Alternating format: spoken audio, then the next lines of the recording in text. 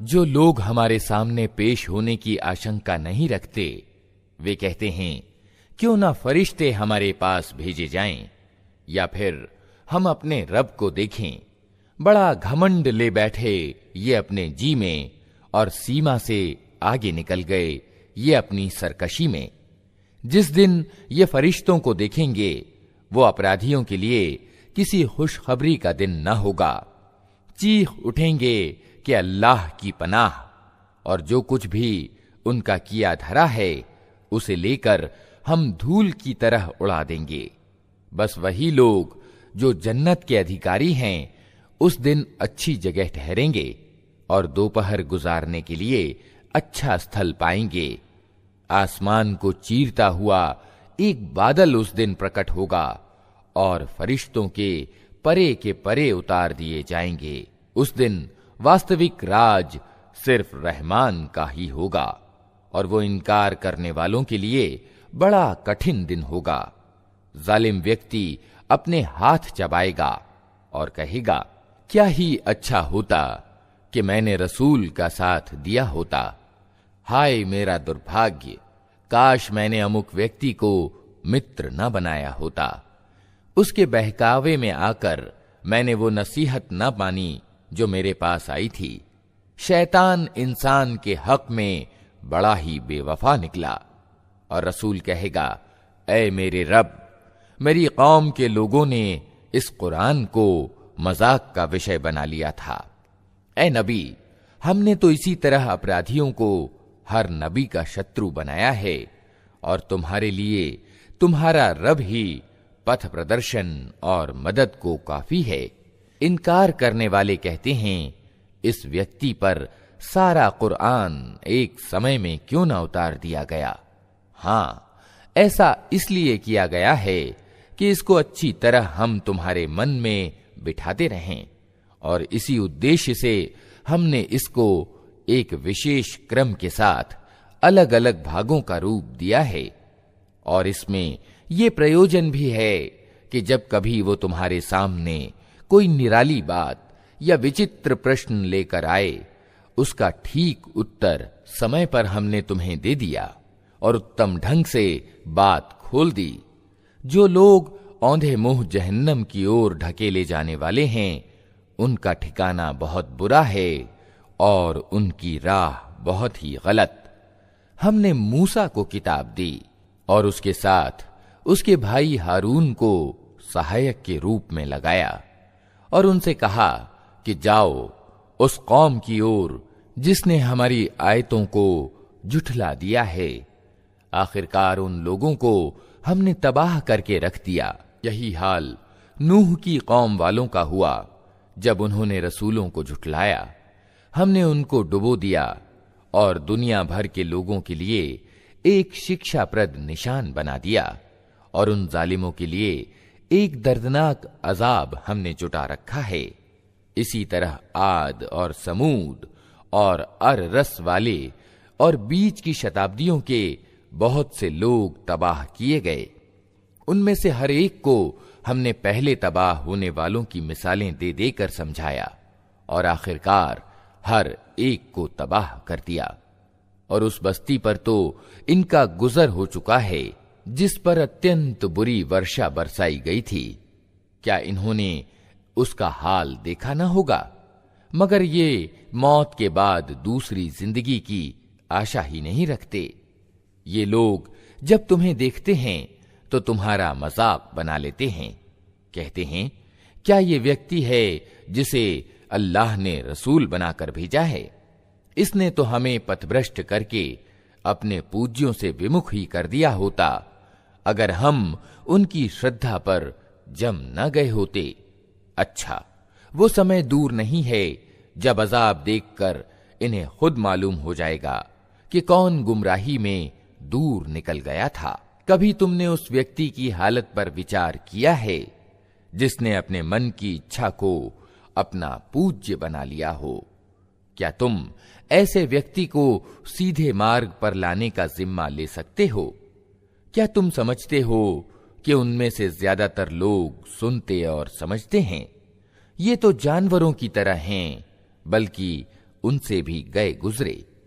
तुमने देखा नहीं कि तुम्हारा रब किस तरह छाया फैला देता है? अगर वो चाहता तो उसे स्थायी छाया बना देता। हमने सूरज को उस पर दलील बनाया, फिर जैसे जैसे सूरज उठता जाता है हम उस छाया को धीरे धीरे अपनी ओर समेटते चले जाते हैं। और वो अल्लाह ही है जिसने रात को तुम्हारे लिए लिबास और नींद को मौत की शांति और दिन को जी उठने का समय बनाया।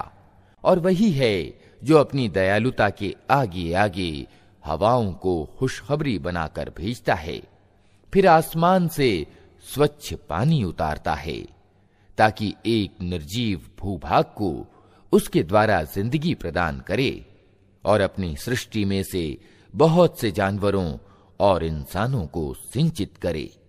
इस चमत्कार को हम बार बार उनके सामने लाते हैं ताकि वे कुछ शिक्षा लें, मगर ज्यादातर लोग इनकार और नाशुक्री के सिवा अन्य नीति ग्रहण करने से इनकार कर देते हैं। अगर हम चाहते तो एक एक बस्ती में एक एक सचेत करने वाला उठा खड़ा करते। अतः ऐ नबी, इनकार करने वालों की बात हरगिज न मानो और इस कुरान को लेकर उनके साथ भारी संघर्ष यानी जिहाद करो। और वही है जिसने दो समुद्रों को मिला रखा है, एक स्वादिष्ट और मीठा, दूसरा कड़वा और खारा, और दोनों के बीच एक पर्दा पड़ा है, एक रुकावट है जो उन्हें गड्ढ-मड्ढ होने से रोके हुए है। और वही है जिसने पानी से एक आदमी पैदा किया, फिर उससे वंश और ससुराल के दो अलग अलग सिलसिले चलाए। तेरा रब बड़ा ही सामर्थ्यवान है।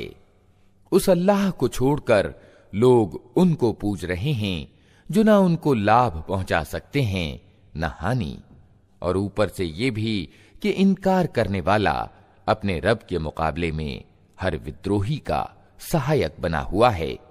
ऐ नबी, तुमको हमने बस एक खुशखबरी देने वाला और सचेत करने वाला बनाकर भेजा है।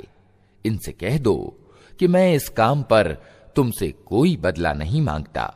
मेरा बदला बस यही है कि जिसका जी चाहे वो अपने रब का मार्ग अपना ले। ऐ नबी, उस अल्लाह पर भरोसा रखो जो जिंदा है और कभी मरने वाला नहीं। उसकी प्रशंसा के साथ उसकी तस्बीह करो। अपने बंदों के गुनाहों से बस उसी का बाखबर होना काफी है।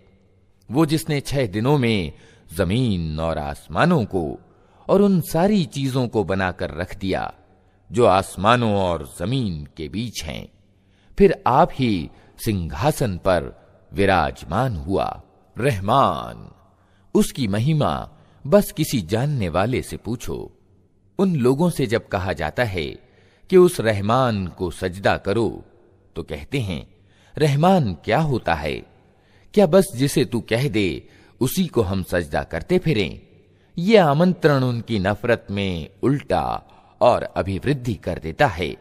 बड़ी बरकत वाला है वो जिसने आसमान में बुर्ज बनाए और उसमें एक चिराग और एक चमकता चांद प्रकाशमान किया।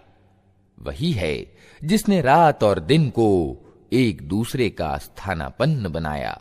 हर उस व्यक्ति के लिए जो शिक्षा लेना चाहे या कृतज्ञ होना चाहे। रहमान के वास्तविक बंदे वे हैं जो जमीन पर नर्म चाल चलते हैं और जाहिल उनके मुंह आए तो कह देते हैं कि तुमको सलाम। जो अपने रब के आगे सजदे में और खड़े रातें गुजारते हैं, जो दुआएं करते हैं कि ऐ हमारे रब, जहन्नम के अजाब से हमको बचा ले। उसका अजाब तो जान का लागू है। वो तो बड़ी ही बुरी ठहरने की जगह और स्थान है। जो खर्च करते हैं तो न फजूल खर्ची करते हैं और न कंजूसी से काम लेते हैं, बल्कि उनका खर्च दोनों सीमाओं के बीच संतुलन पर स्थिर रहता है। जो अल्लाह के सिवा किसी और पूज्य को नहीं पुकारते, अल्लाह के वर्जित किए हुए किसी जीव का नाहक कत्ल नहीं करते और न व्यभिचार करते हैं, ये काम जो कोई करेगा वो अपने गुनाह का बदला पाएगा। क़यामत के दिन उसको बढ़ाकर अजाब दिया जाएगा और उसी में वो हमेशा अपमान सहित पड़ा रहेगा। ये और बात है कि कोई इन गुनाहों के बाद तौबा कर चुका हो और ईमान लाकर अच्छा कर्म करने लगा हो। ऐसे लोगों की बुराइयों को अल्लाह भलाइयों से बदल देगा और वो बड़ा क्षमाशील और दयावान है। जो व्यक्ति तौबा करके अच्छा कर्म करता है वो तो अल्लाह की ओर पलट आता है जैसा कि पलटने का हक है। और रहमान के बंदे वे हैं जो झूठ के गवाह नहीं बनते और किसी बेहुदा चीज पर उनका गुजर हो जाए तो सज्जन आदमियों की तरह गुजर जाते हैं, जिन्हें अगर उनके रब की आयतें सुनाकर नसीहत की जाती है तो वे उस पर अंधे और बहरे बनकर नहीं रह जाते। जो दुआएं मांगा करते हैं कि ऐ हमारे रब, हमें अपनी बीवियों और अपनी औलाद से आंखों की ठंडक दे और हमको डर रखने वालों का इमाम बना। ये हैं वे लोग जो अपने सब्र का फल उच्च भवन के रूप में पाएंगे। आदर सूचक शब्दों और सलाम से उनका स्वागत होगा। वे हमेशा हमेशा वहां रहेंगे। क्या ही अच्छा है वो ठहरने की जगह और स्थान। ऐ नबी, लोगों से कहो, मेरे रब को तुम्हारी क्या जरूरत पड़ी है अगर तुम उसको ना पुकारो। अब जबकि तुमने झुठला दिया है, जल्द ही वो सजा पाओगे कि जान छुड़ानी असंभव होगी। अल्लाह के नाम से जो बड़ा ही मेहरबान और रहम करने वाला है। तासीन मीम, ये स्पष्ट किताब की आयतें हैं। ए नबी, शायद तुम इस गम में अपनी जान खो दोगे कि ये लोग ईमान नहीं लाते। हम चाहें तो आसमान से ऐसी निशानी उतार सकते हैं कि इनकी गर्दनें उसके आगे झुक जाएं। इन लोगों के पास रहमान की ओर से जो नई नसीहत भी आती है, ये उससे मुंह मोड़ लेते हैं। अब जबकि ये झुठला चुके हैं, जल्द ही इनको उस चीज की वास्तविकता का विभिन्न ढंग से ज्ञान हो जाएगा जिसका ये मजाक उड़ाते रहे हैं। और क्या इन्होंने कभी जमीन पर निगाह नहीं डाली कि हमने कितनी बड़ी मात्रा में हर तरह की अच्छी वनस्पति उसमें पैदा की है। यकीनन इसमें एक निशानी है, मगर इनमें से ज्यादातर मानने वाले नहीं। और वास्तविकता ये है कि तेरा रब प्रभुत्वशाली भी है और दयावान भी। इन्हें उस समय का हाल सुनाओ जबकि तुम्हारे रब ने मूसा को पुकारा। जालिम कौमों के पास जा, फिरौन की कौम वालों के पास, क्या वे नहीं डरते? उसने निवेदन किया, ऐ मेरे रब, मुझे डर है कि वे मुझे झुठला देंगे। मेरा सीना घुटता है और मेरी जबान नहीं चलती। आप हारून की ओर रिसालत यानी पैगंबरी भेजें। और मुझ पर उनके यहां एक अपराध का आरोप भी है, इसलिए मैं डरता हूं कि वे मुझे मार डालेंगे।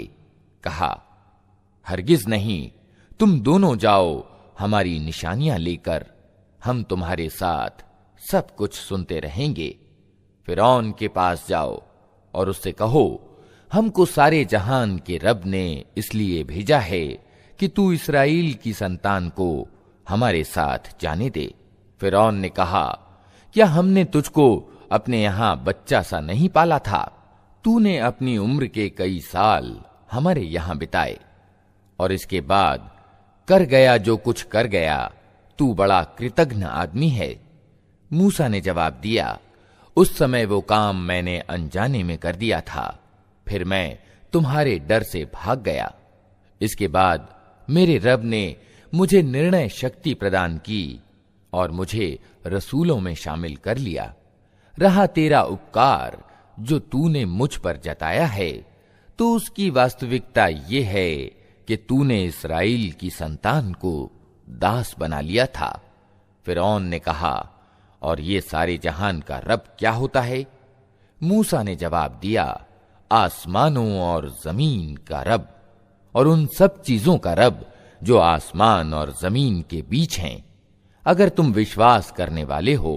फिरौन ने अपने आसपास के लोगों से कहा, सुनते हो? मूसा ने कहा, तुम्हारा रब भी और तुम्हारे उन बाप दादाओं का रब भी जो गुजर चुके हैं। फिरौन ने उपस्थित लोगों से कहा, तुम्हारे ये रसूल साहब जो तुम्हारी ओर भेजे गए हैं बिल्कुल ही पागल मालूम होते हैं। मूसा ने कहा, पूरब और पश्चिम और जो कुछ इनके बीच है सबका रब, अगर आप लोग कुछ बुद्धि रखते हैं। फिरौन ने कहा, अगर तूने मेरे सिवा किसी और को पूज्य माना तो तुझे भी उन लोगों में शामिल कर दूंगा जो जेलों में पड़े सड़ रहे हैं।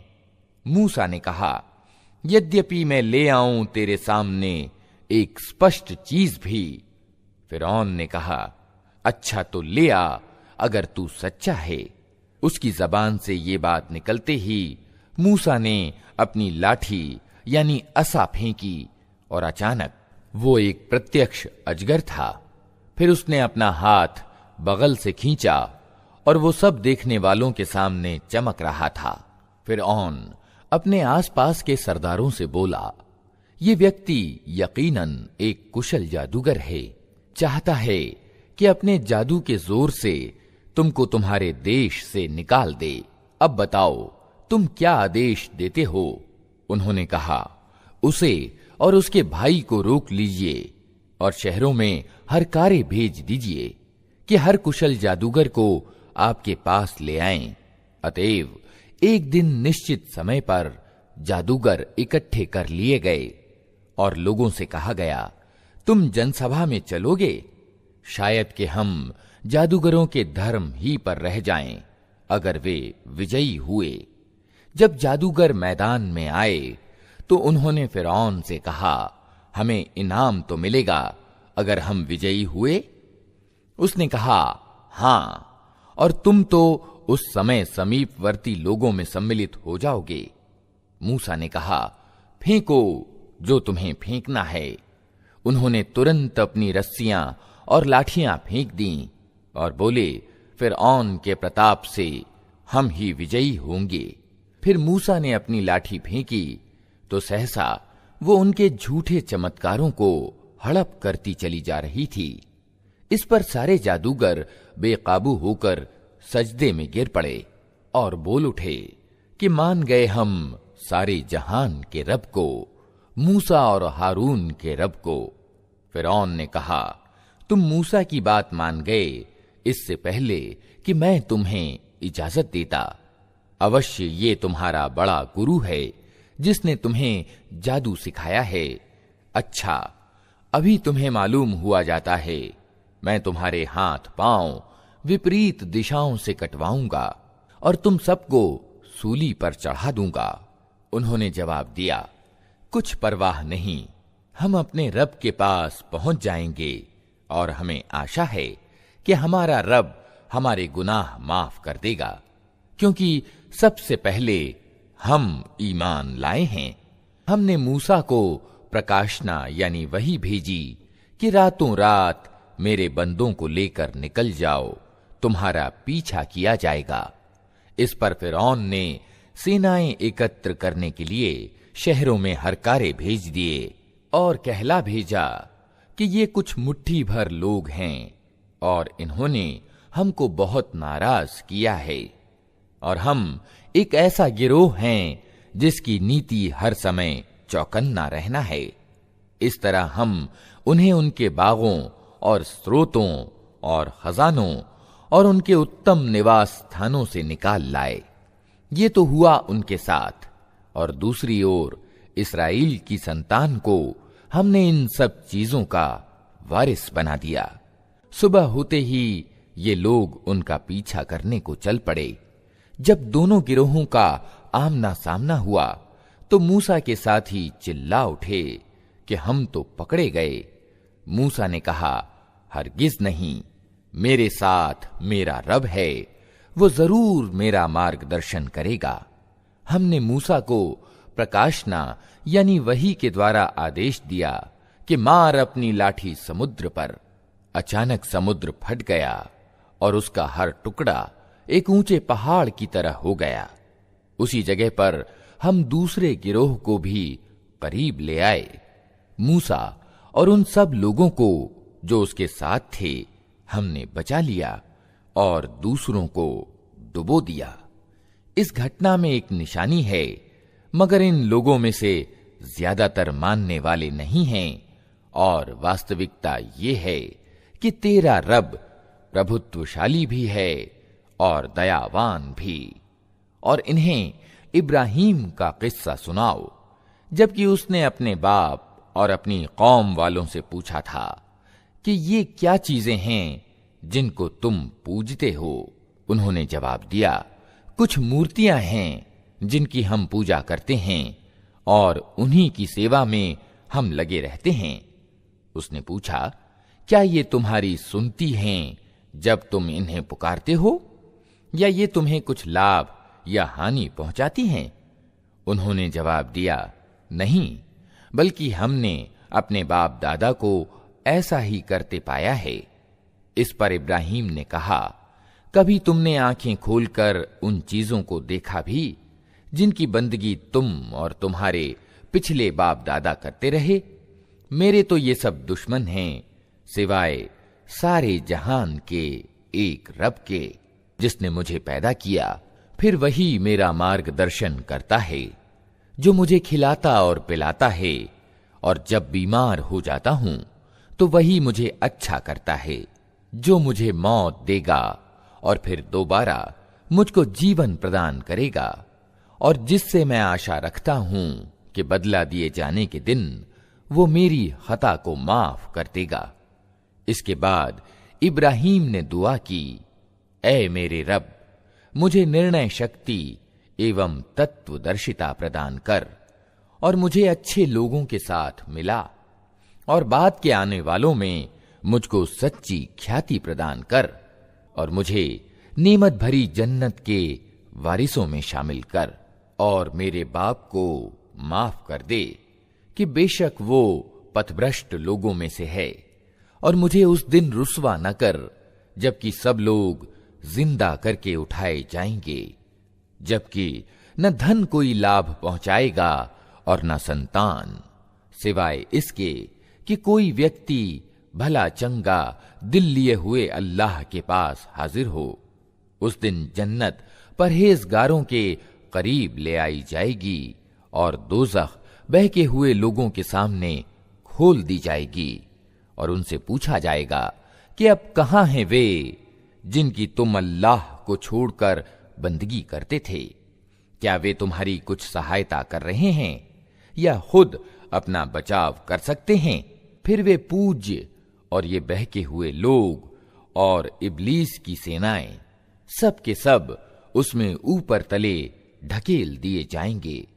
वहां ये सब आपस में झगड़ेंगे और ये बहके हुए लोग अपने पूज्यों से कहेंगे कि अल्लाह की कसम, हम तो स्पष्ट पथभ्रष्टता में डूबे हुए थे, जबकि तुमको सारे जहान के रब की बराबरी का दर्जा दे रहे थे, और वे अपराधी लोग ही थे जिन्होंने हमको इस गुमराही में डाला।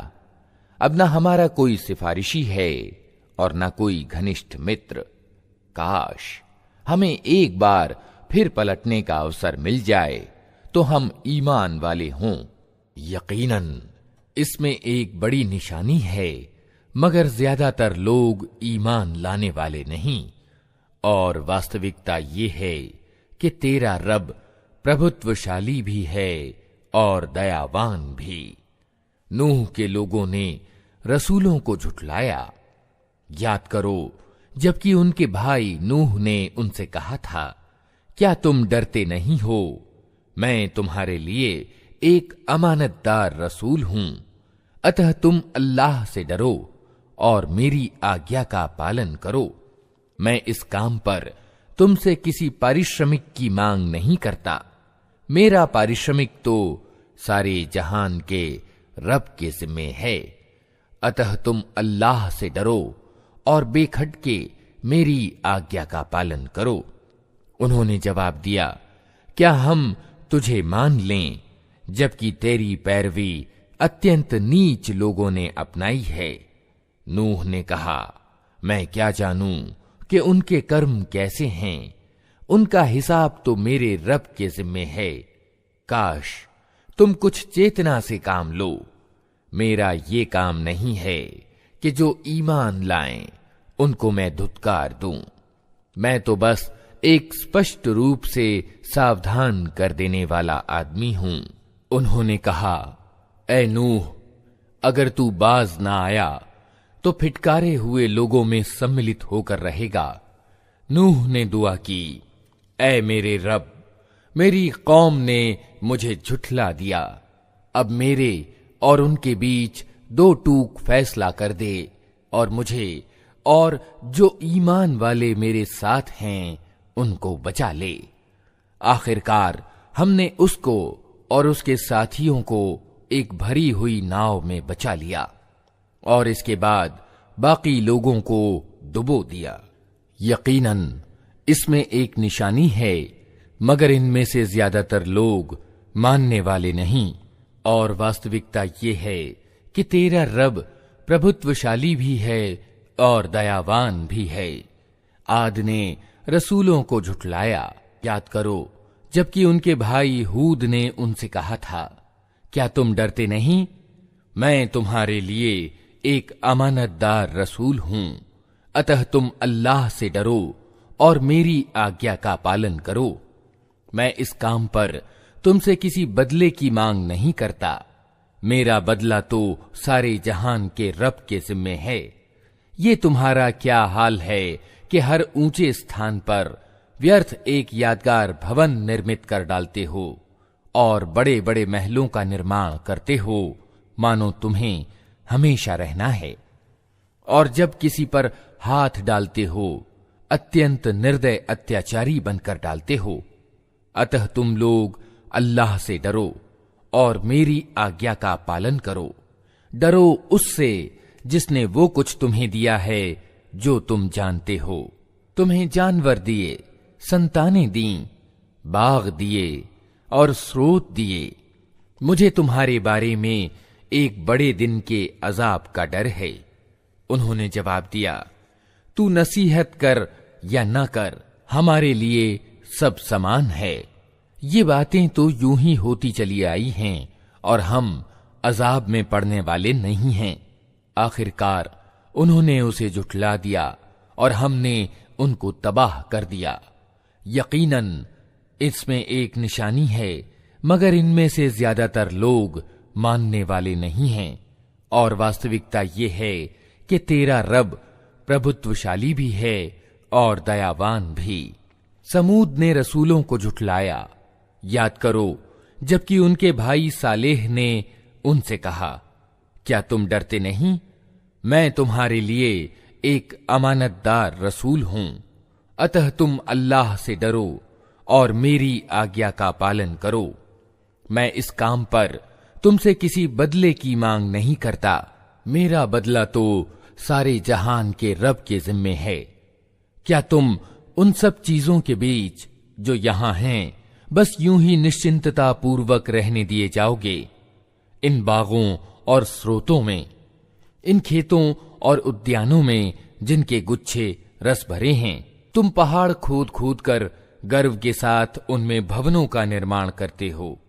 अल्लाह से डरो और मेरी आज्ञा का पालन करो। उन मर्यादाहीन लोगों की आज्ञा का पालन न करो जो जमीन में बिगाड़ पैदा करते हैं और कोई सुधार नहीं करते। उन्होंने जवाब दिया, तू बस जादू का मारा हुआ एक आदमी है। तू हम जैसे एक इंसान के सिवा और क्या है? ला कोई निशानी अगर तू सच्चा है। सालेह ने कहा, ये ऊंटनी है, एक दिन इसके पीने का है और एक दिन तुम सबके पानी लेने का। इसको हरगिज न छेड़ना, नहीं तो एक बड़े दिन का अजाब तुमको आ लेगा।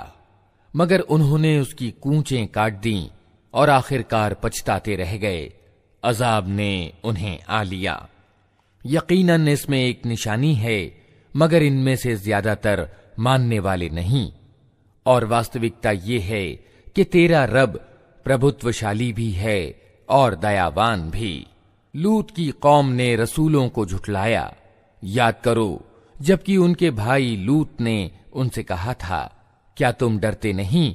मैं तुम्हारे लिए एक अमानतदार रसूल हूं, अतः तुम अल्लाह से डरो और मेरी आज्ञा का पालन करो। मैं इस काम पर तुमसे किसी बदले की मांग नहीं करता।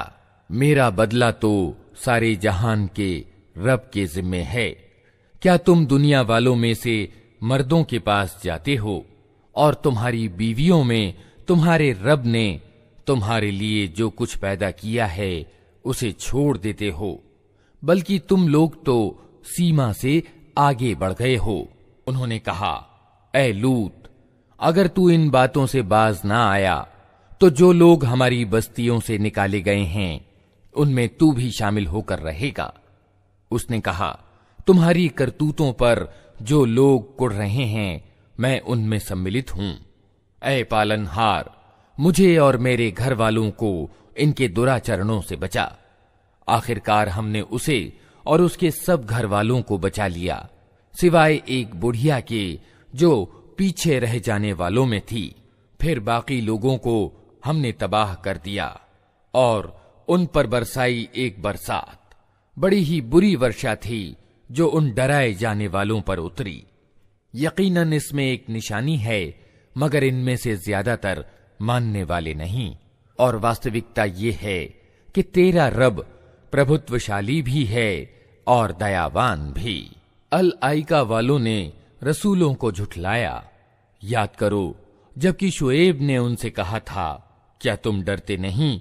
मैं तुम्हारे लिए एक अमानतदार रसूल हूं, अतः तुम अल्लाह से डरो और मेरी आज्ञा का पालन करो।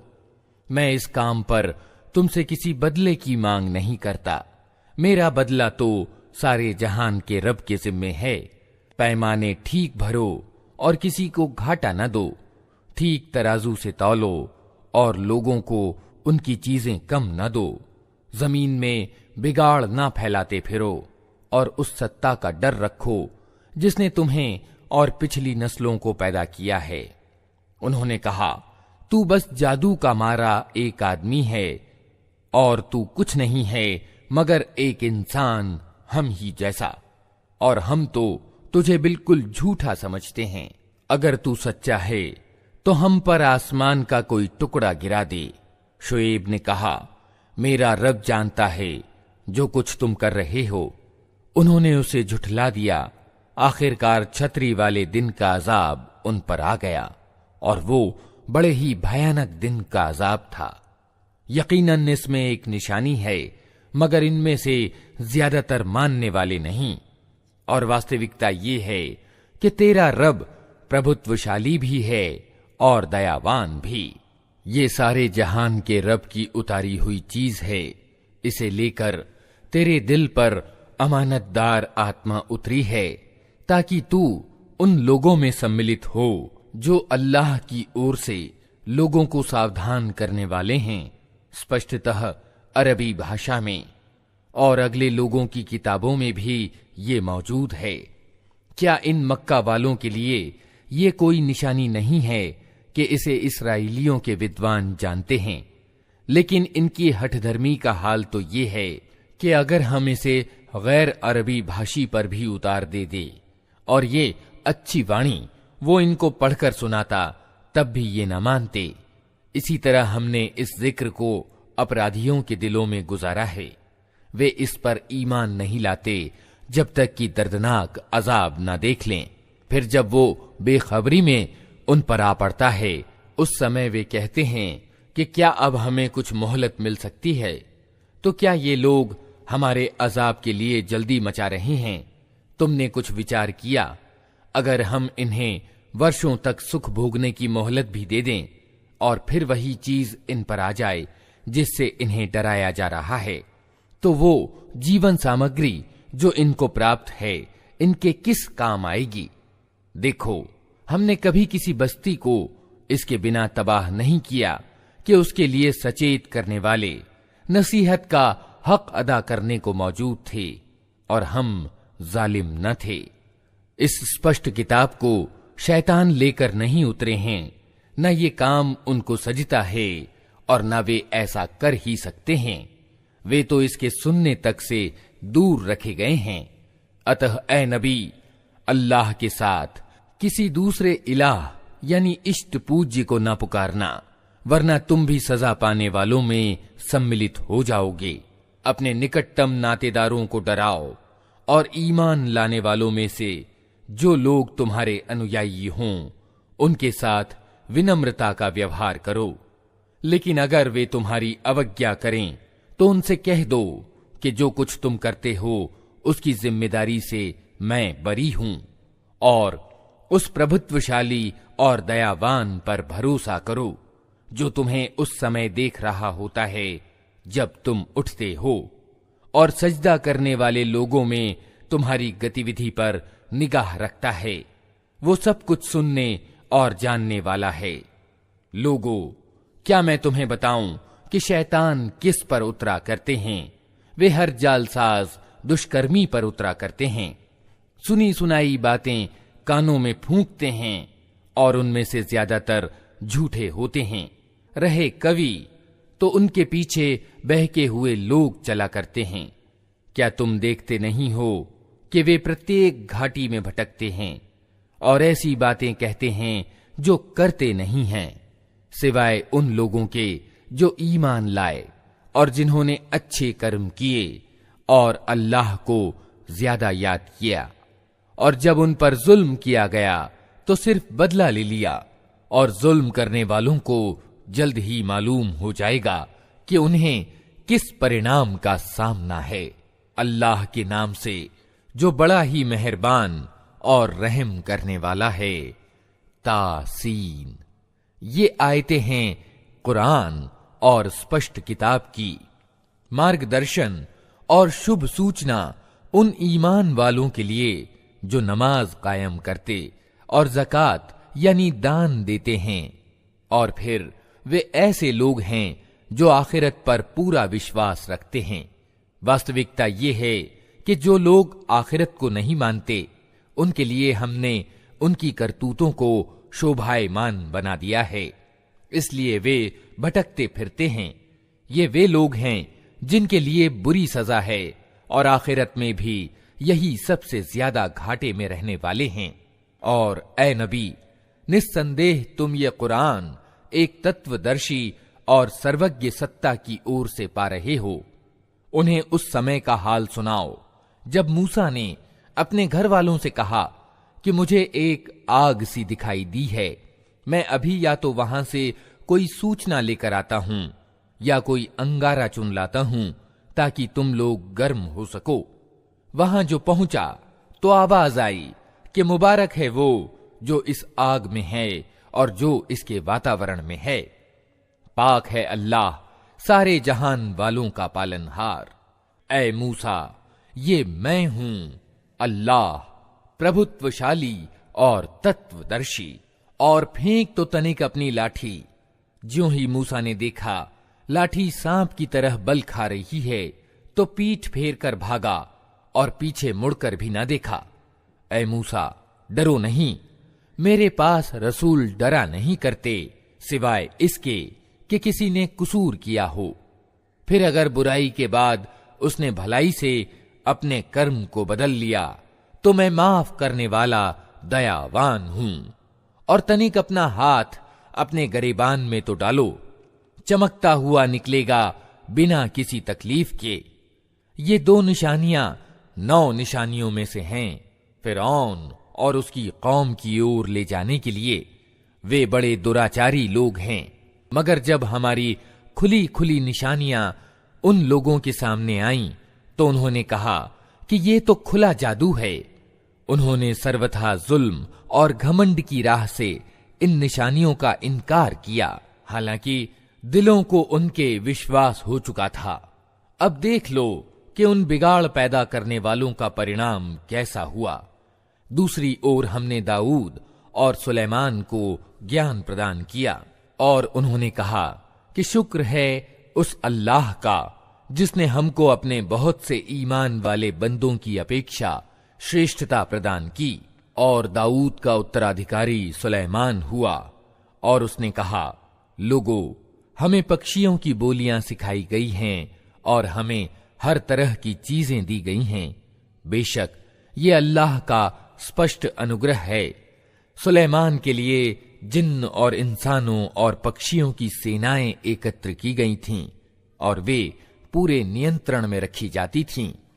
एक बार वो उनके साथ प्रस्थान कर रहा था, यहां तक कि जब ये सब चींटियों की घाटी में पहुंचे तो एक चींटी ने कहा, ऐ चींटियों, अपने बिलों में घुस जाओ, कहीं ऐसा न हो कि सुलेमान और उसकी सेनाएं तुम्हें कुचल डालें और उन्हें खबर भी ना हो। सुलेमान उसकी बात पर मुस्कुराते हुए हंस पड़ा और बोला, ऐ मेरे रब, मुझे काबू में रख कि मैं तेरे उस उपकार पर कृतज्ञता दिखाता रहूं जो तूने मुझ पर और मेरे माँ बाप पर किया है, और ऐसा अच्छा कर्म करूं जो तुझे पसंद आए, और अपनी दयालुता से मुझको अपने अच्छे बंदों में दाखिल कर। एक और अवसर पर सुलेमान ने पक्षियों की जांच पड़ताल की और कहा, क्या बात है कि मैं अमुक हुदहुद को नहीं देख रहा हूं, क्या वो कहीं गायब हो गया है? मैं उसे कठोर सजा दूंगा या उसे ज़बह कर दूंगा, वरना उसे मेरे सामने उचित कारण प्रस्तुत करना होगा। कुछ ज्यादा देर न गुजरी थी कि उसने आकर कहा, मैंने वे जानकारियां प्राप्त की हैं जो आपके ज्ञान परिधि में नहीं हैं। मैं सबा के बारे में विश्वसनीय सूचना लेकर आया हूं। मैंने वहां एक औरत देखी जो उस कौम की शासिका है। उसको हर तरह की सामग्री प्रदान की गई है और उसका सिंहासन बड़ा विराट है। मैंने देखा कि वो और उसकी कौम अल्लाह को छोड़कर सूरज के आगे सजदा करती है। शैतान ने उनके कर्म उनके लिए शोभायमान बना दिए और उन्हें प्रशस्त पथ से रोक दिया।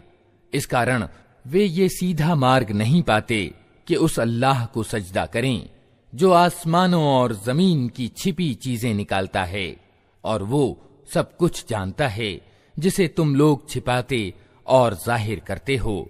अल्लाह की जिसके सिवा कोई बंदगी के योग्य नहीं है, जो महान सिंहासन का मालिक है। सुलेमान ने कहा, अभी हम देख लेते हैं कि तूने सत्य कहा है या तू झूठ बोलने वालों में से है।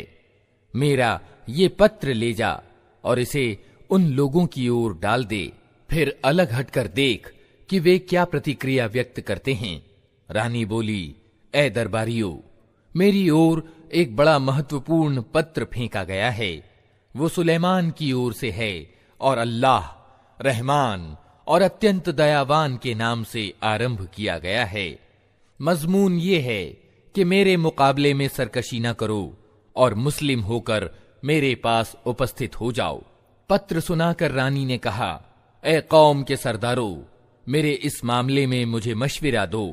मैं किसी मामले का फैसला तुम्हारे बिना नहीं करती हूं। उन्होंने जवाब दिया, हम शक्तिशाली और लड़ने वाले लोग हैं। आगे फैसला आपके हाथ में है। आप खुद देख लें कि आपको क्या आदेश देना है। रानी ने कहा कि बादशाह जब किसी देश में घुस आते हैं तो उसे खराब और उसके सम्मानित व्यक्तियों को अपमानित कर देते हैं। यही कुछ वे किया करते हैं। मैं उन लोगों की ओर एक उपहार भेजती हूं, फिर देखती हूं कि मेरे दूत क्या जवाब लेकर पलटते हैं। जब वो रानी का दूत सुलेमान के यहां पहुंचा तो उसने कहा, क्या तुम लोग माल से मेरी सहायता करना चाहते हो? जो कुछ अल्लाह ने मुझे दे रखा है वो उससे बहुत ज्यादा है जो तुम्हें दिया है। तुम्हारा उपहार तुम्ही को मुबारक रहे। ऐ दूत, वापस जा अपने भेजने वालों की ओर। हम उन पर ऐसी सेनाएं लेकर आएंगे जिनका मुकाबला वे न कर सकेंगे, और हम उन्हें ऐसी जिल्लत के साथ वहां से निकालेंगे कि वे अपमानित होकर रह जाएंगे। सुलेमान ने कहा, ऐ दरबारियों, तुम में से कौन उसका सिंहासन मेरे पास लाता है, इससे पहले कि वे लोग आज्ञाकारी होकर मेरे पास हाजिर हों। जिन्नों में से एक बलिष्ठ डील डौल वाले ने कहा, मैं उसे हाजिर कर दूंगा इससे पहले कि आप अपने स्थान से उठें। मुझे इसकी शक्ति प्राप्त है और मैं अमानतदार हूं। जिस व्यक्ति के पास किताब का ज्ञान था वो बोला, मैं आपकी पलक झपकने से पहले उसे लाए देता हूं। ज्यों ही कि सुलेमान ने वो सिंहासन अपने पास रखा हुआ देखा, वो पुकार उठा, ये मेरे रब का उदार अनुग्रह है, ताकि वो मेरी परीक्षा करे कि मैं कृतज्ञता दिखाता हूं या कृतघ्न बन जाता हूं। और जो कृतज्ञता दिखाता है उसका कृतज्ञता प्रकाशन उसके अपने ही लिए लाभकारी है, वरना कोई कृतघ्न हो तो मेरा रब निस्पृह और खुद अपने आप में प्रतिष्ठित है। सुलेमान ने कहा, अनजान ढंग से उसका सिंहासन उसके सामने रख दो, देखें वो सत्य बात तक पहुंचती है या उन लोगों में से है जो सीधा मार्ग नहीं पाते। रानी जब उपस्थित हुई तो उससे कहा गया, क्या तेरा सिंहासन ऐसा ही है? वो कहने लगी, ये तो मानो वही है, हम तो पहले ही जान गए थे और हम आज्ञाकारी हो गए थे या हम मुस्लिम हो चुके थे। उसको ईमान लाने से जिस चीज ने रोक रखा था वो उन इलाहों यानी उपास्यों की बंदगी थी जिन्हें वो अल्लाह के सिवा पूजती थी, क्योंकि वो एक अधर्मी कौम से थी। उससे कहा गया कि महल में दाखिल हो। उसने जो देखा तो समझी कि पानी का हौज है और उतरने के लिए उसने अपने पांचे उठा लिए। सुलेमान ने कहा, ये शीशे का चिकना फर्श है। इस पर वो पुकार उठी, ऐ मेरे रब, आज तक मैं अपने आप पर बड़ा जुल्म करती रही और अब मैं सुलेमान के साथ सारे जहान के रब की आज्ञाकारी बन गई। और समूद की ओर हमने उनके भाई सालेह को ये संदेश देकर भेजा कि अल्लाह की बंदगी करो, तो अचानक वे झगड़े करने वाले दो वैरी दल बन गए। सालेह ने कहा, ऐ मेरी कौम के लोगों, भलाई को छोड़कर बुराई के लिए क्यों जल्दी मचाते हो? क्यों नहीं अल्लाह से माफी की दुआ करते, शायद कि तुम पर दया की जाए। उन्होंने कहा, हमने तो तुमको और तुम्हारे साथियों को अपशकुन का प्रतीक पाया है। सालेह ने जवाब दिया, तुम्हारे शकुन अपशकुन की डोर तो अल्लाह के पास है।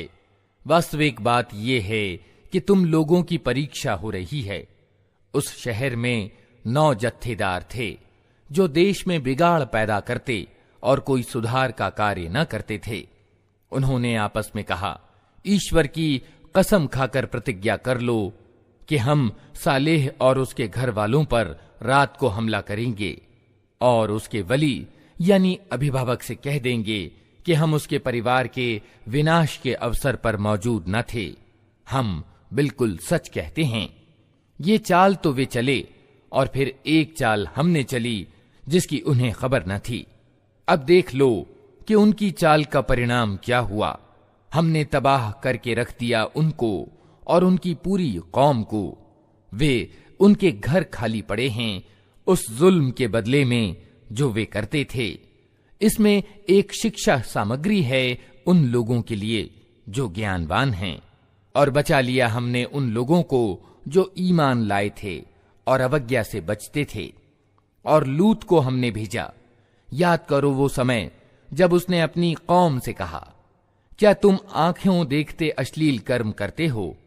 क्या तुम्हारा यही चलन है कि औरतों को छोड़कर मर्दों के पास काम वासना की पूर्ति के लिए जाते हो? वास्तविकता ये है कि तुम लोग घोर अज्ञानता का कर्म करते हो। मगर उसकी कौम का जवाब इसके सिवा कुछ न था कि उन्होंने कहा, निकाल दो लूत के घर वालों को अपनी बस्ती से, ये बड़े पवित्राचारी बनते हैं। आखिरकार हमने बचा लिया उसको और उसके घर वालों को सिवाय उसकी बीवी के, जिसका पीछे रह जाना हमने नियत कर दिया था। और बरसाई उन लोगों पर एक बरसात, बहुत ही बुरी बरसात थी वो उन लोगों के हक में जिन्हें सावधान किया जा चुका था। ऐ नबी, कहो, प्रशंसा है अल्लाह के लिए और सलाम उसके उन बंदों पर जिन्हें उसने चुन लिया। इनसे पूछो, अल्लाह अच्छा है या वे इलाह यानी उपास्य जिन्हें ये लोग उसका सहभागी बना रहे हैं।